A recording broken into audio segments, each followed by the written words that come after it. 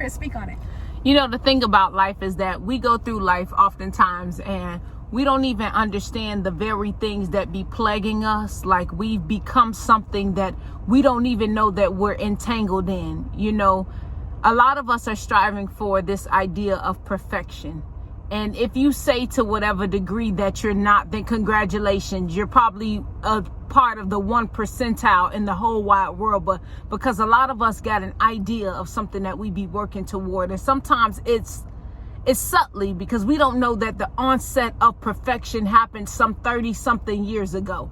You don't know that you're living into something that may manifest 40 years ago, but you've been walking in it, and you don't know a life outside of trying to be a perfect person.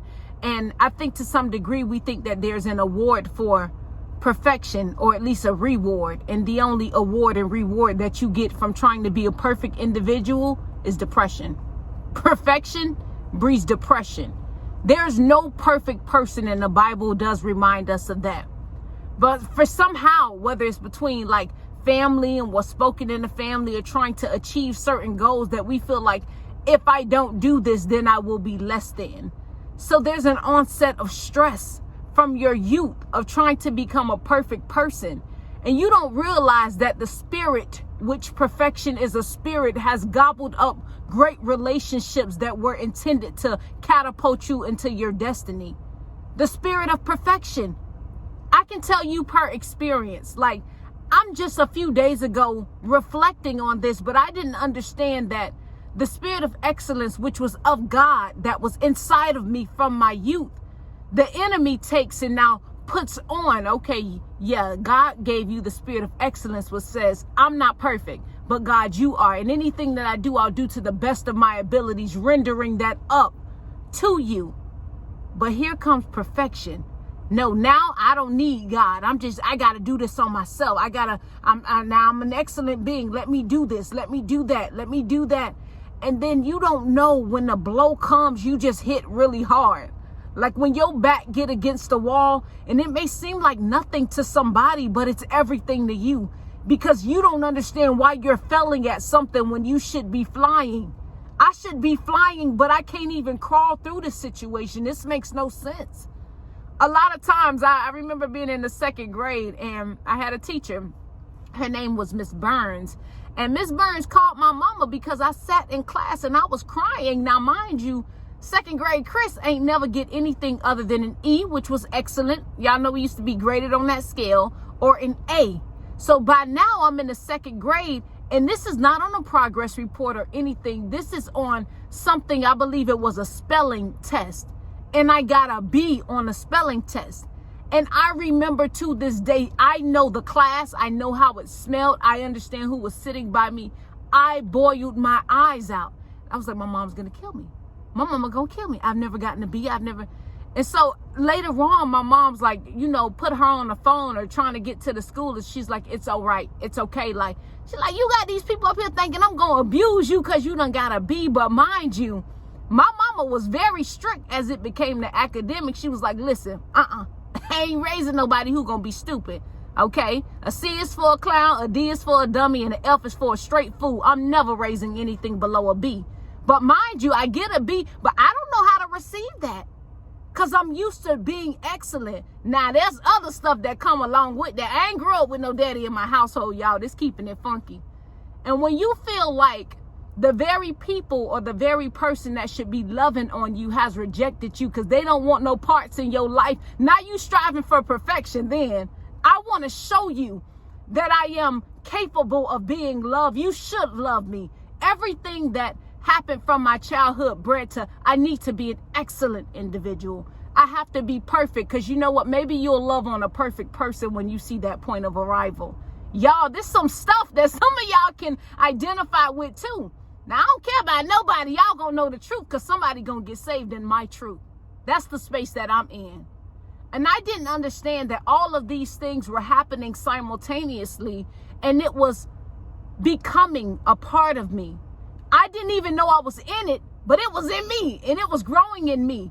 So fast forward all of these years, There are some parts of my life that I can't prosper in because the spirit of perfection had already had me bound in a way that I didn't know I was bound. There were certain moments that should be beautiful moments for me, but at the same time, because there's a spirit of perfection that's over me, it has strangled out the very happiness that that moment should have bred.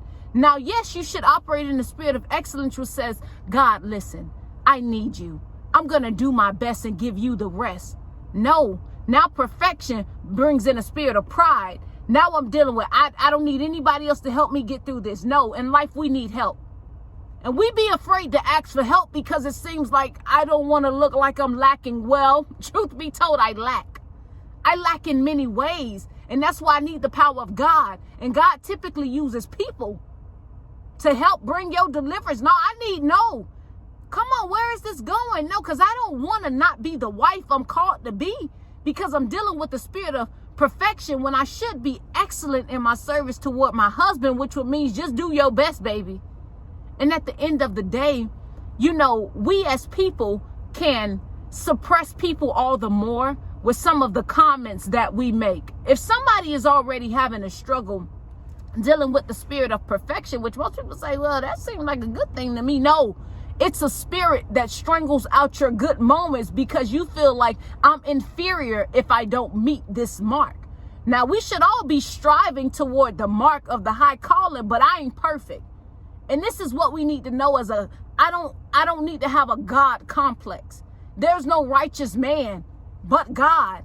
I can't do this. I can't do this alone. I'm vulnerable. I'm sensitive in this area. I got some traumas in my life that need healing, and I need the people around me to help me heal with that too.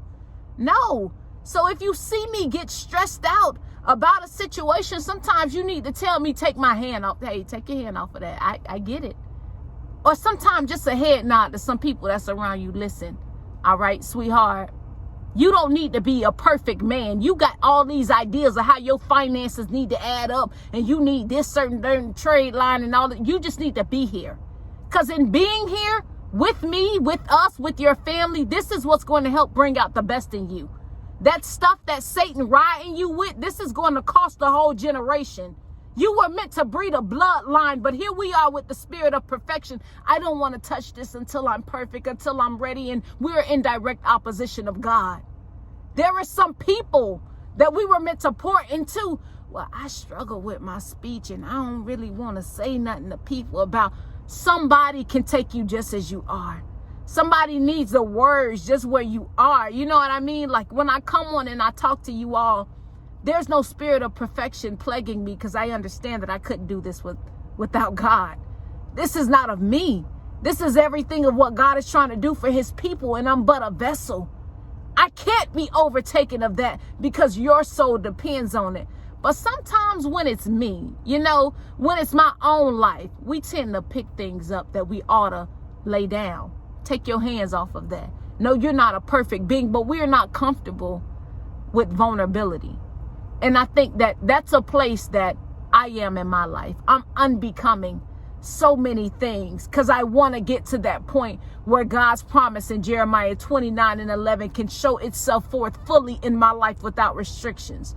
For I know the plans that I have for you, plans to prosper you and not harm you, to give you hope in the future. Well, the truth be told, that I've been entangled with a spirit of perfection, and it has stolen years of my life.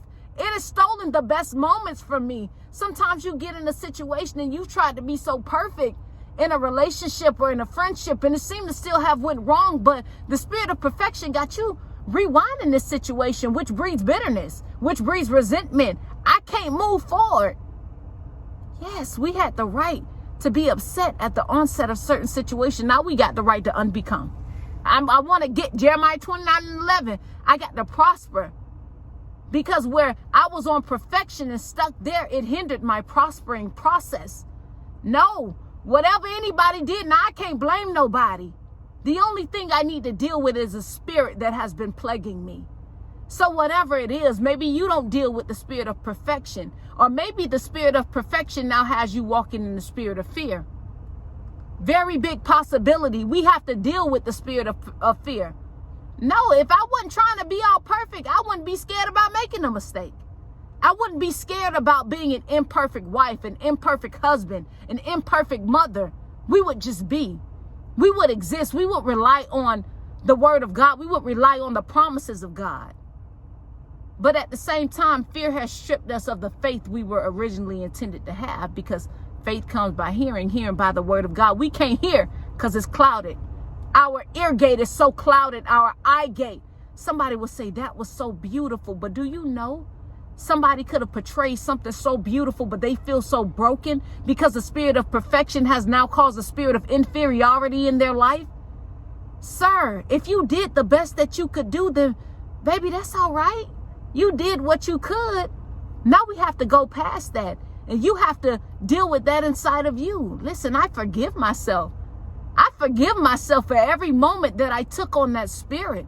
For every moment that I took from the people around me. Forgive me for that. And I need y'all's help to become now. Unbecome everything I was before and to walk into the blessings fully. And sometimes you can assist people. If you notice somebody who has this, you can assist by saying, listen, your best is good enough. I accept you, flaws and all. Some man really needs to hear that. It seems like men deal with that a lot too. And some women too. It's like in a relationship. Sometimes when you keep pointing out something that somebody ain't doing and they already battling perfection within themselves, but you keep telling them what's not good, that thing is riding them. It's not right. It strips them of the joy and happiness, and you are adding insult to injury. We don't want to be a part of that process. No, I don't care your tax bracket, baby. Do you know how easy it is to write a check for some stuff? But heaven don't accept money. The spirit realm don't accept money. We got to go and break this stuff over our lives. So listen, if you like me, an imperfect person, just striving to be better, to unbecome, evaluate your life. Just understand that we don't have to be nothing other than what feels good, what is innate for us. When you feel the onset of stress, when it should be a glorious and good moment, but you start feeling stressed, I bind up, I rebuke, I cast down the spirit of perfection. I'm going to take me a fast on this. I'm going deep into this. I need to call on help that's higher than myself, because this thing has stolen the best years of my life. And according to Proverbs 6:31, if the thief be found, you have to return. This is restoration. I need me in this season. I need to be restored. Everything that I was battling from my childhood on now, I need a reset in my life. I need a reprogram. And again, Jeremiah 29:11 says, for I know the plans. No, not for you to be a perfect person, but for me to prosper you in my glory, in my deity, in my being. Because y'all right there, y'all don't have anything. No. But at the same time, in God, we're everything. We're nothing without him, but everything in him. Don't get to yourself where I have to be everything and leave God out of the equation. That's where we get it wrong. So for all of you out there, God bless you. It's a struggle. It's a spiritual struggle. Counselors, therapists can't get you to this level. This is spiritual breakthrough. If you are a person who sees the awareness of certain spirits that's running in people's life, when people come to you for that help, give it to them. Give it to them. And for some of you, God is saying, don't try to assemble stuff to be perfect. God has placed in your spirit to tell somebody, I need your help. You don't even know in what way they need to help you. I need your help, because God has already told you what to do, but you'll be stuck trying to be perfect, trying to present yourself as perfect because you don't want to seem like you lack something. Listen, God is already dealing with people spiritually about what they need to do for you, about the prayers they need to render so that your life can be set free, so you can have a reprogramming. Don't get in that spirit of perfection, which brings on the spirit of pride. These are principalities that have been running generations and bloodlines, and we lose when we don't deal with it. Love you much. Mwah.